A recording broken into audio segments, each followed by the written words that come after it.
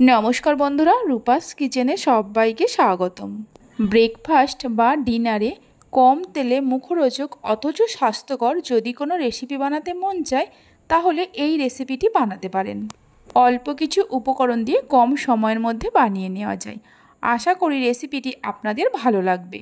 তাহলে চলুন রেসিপিটি দেখে নেওয়া যাক। শুরু থেকে শেষ পর্যন্ত দেখার জন্য আপনাদের কাছে অনুরোধ রইল। প্রথমে একটা পাত্রের মধ্যে নিয়ে নেব হাফ কাপ সুজি, ওজন হিসাবে 100 গ্রাম। দিয়ে দেব 4 চামচ বেসন। আমি এখানে হাফ কাপ সুজি দিয়ে করছি, আপনারা চাইলে সুজির পরিমাণটা বাড়িয়েও নিতে পারেন। সুজির পরিমাণটা বাড়ালে বেসনের পরিমাণটাও বাড়িয়ে নেবেন।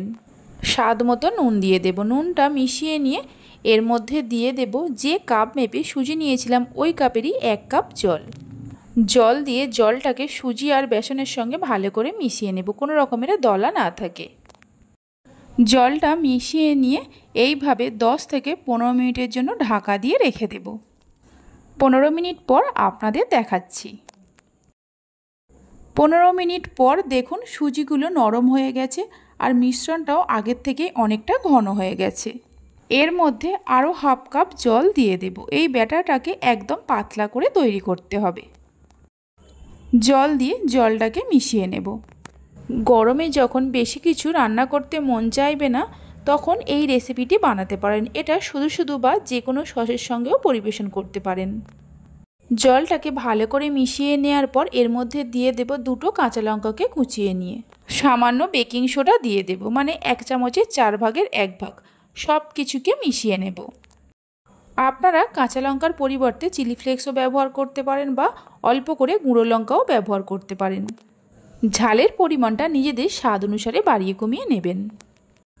দেখুন ঠিক এইরকম পাতলা করে ব্যাটারটা তৈরি করে নিতে হবে। ব্যাটারটা তৈরি করে নেওয়ার পর গ্যাসের ওপর একটা ফ্রাইং প্যান বসিয়ে দেব। ফ্রাইং প্যানটা গরম হয়ে গেলে কিছুটা করে ব্যাটার নিয়ে এইভাবে ফ্রাইং প্যানের চারিদিকে দিয়ে দেব। ফ্রাইং প্যানের চারিদিকে দেওয়ার পর গ্যাসের ফ্লেমটা লো টু মিডিয়ামে রেখে এইভাবে 1 থেকে 1.5 মিনিট রেখে দেব। 1 থেকে 1.5 মিনিট রাখার পর যখন দেখবেন ওপরটা এইরকম শুকিয়ে এসছে তখন এর মধ্যে অল্প একটু বাটার দিয়ে দেব। বাটারটা এইভাবে চারিদিকে ভালো করে লাগিয়ে নেব। বাটারটা আপনারা নিজেদের প্রয়োজন মতো বাড়িয়ে কমিয়ে নিতে পারেন। আপনারা চাইলে বাটারের পরিবর্তে অল্প করে সাদা তেলেরও ব্যবহার করতে পারেন। এটা খেতে এতটাই ভালো হয় যে বাচ্চা থেকে বড় সকলে খুবই পছন্দ করবে। বাটারটা চারিদিকে ভালো করে লাগিয়ে নেওয়ার পর এর ওপরে অল্প করে গ্রেট করা গাজর দিয়ে দেব আর কিছু ধনেপাতা কুচি দিয়ে দেব।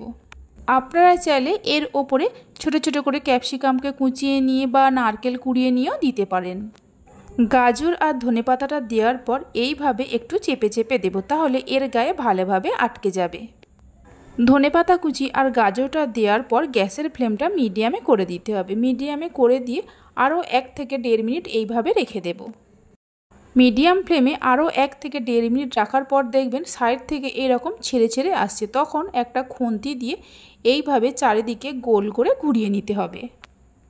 এইভাবে গোল করে ঘুরিয়ে নিলেই দেখবেন খুব সহজেই উঠে আসবে। দেখুন কত সহজেই প্যান থেকে ছেড়ে যাচ্ছে।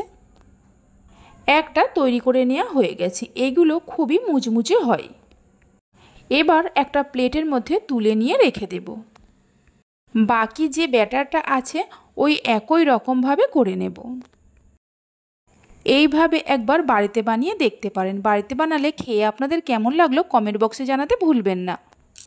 আমার রেসিপি যদি আপনাদের ভালো লেগে থাকে অবশ্যই একটা লাইক করবেন। ভালো লাগলে চ্যানেলটি সাবস্ক্রাইব করে পাশে থাকা বেল আইকনটি প্রেস করবেন, তাহলে আমি যখনই কোনো রেসিপি দেব খুব সহজেই দেখে নিতে পারবেন। তাহলে চলুন ভিডিওটা আমি এখানেই শেষ করছি। আপনারা সবাই ভালো থাকবেন, সুস্থ থাকবেন। ধন্যবাদ।